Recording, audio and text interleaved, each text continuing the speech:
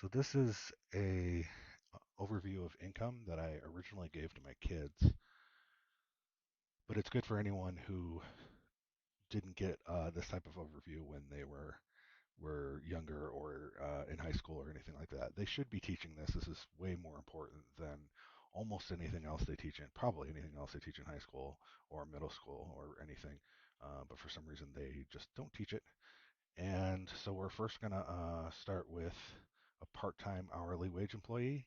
This is where I started at. This was my first job at Walmart and first job at McDonald's. I was part time.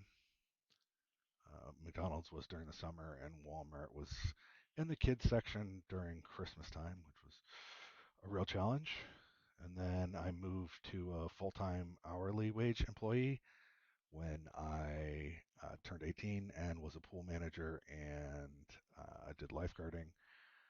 And after I graduated college, I moved to a software engineer and started getting a salary and a lot of benefits as well.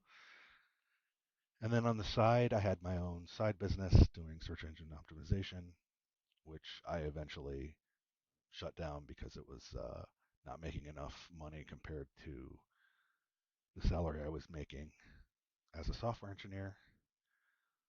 There are also independent contractors, which are real common in my software engineering field, but their plumbing, their electrical, their any really master craftsman can be an independent contractor, and that makes a lot of sense when your spouse has benefits already. So if they already have medical benefits and dental benefits and all of that, then an independent contractor is actually a big advantage.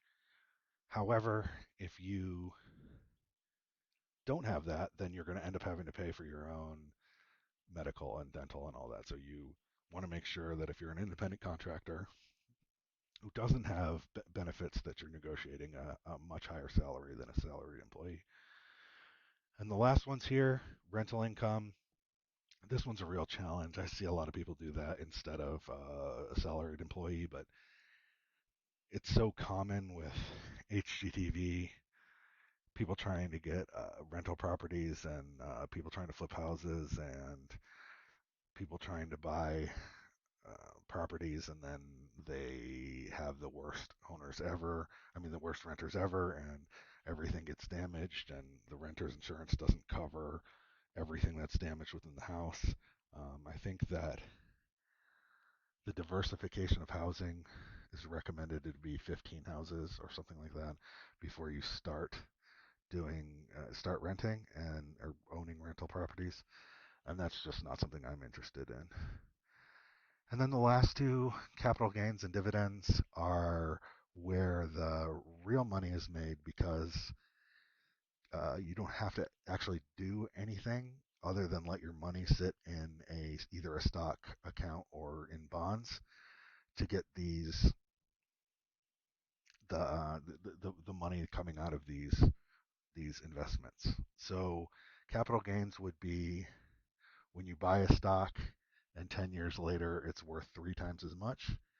That means it had a capital gain on it of three times as much as it was when you paid for it, and you'll have to pay taxes on the increase in that value of the stock. And then dividends are something that they pay out every quarter or every year to every stockholder. So you may have a stock that costs $70, and once a year they give you a dollar. They just give you a dollar from their net income as a dividend. And that is how investment income works. A few um, quick income types. So here's salary employees, what they might be hourly, and independent contractors. There's some examples, but overall, we want to try to work these type of jobs and then put as much into stocks, bonds, even rental properties as we possibly can, so that our money is making money for us without actually doing intensive labor. And that is it for middle class primary forms of income.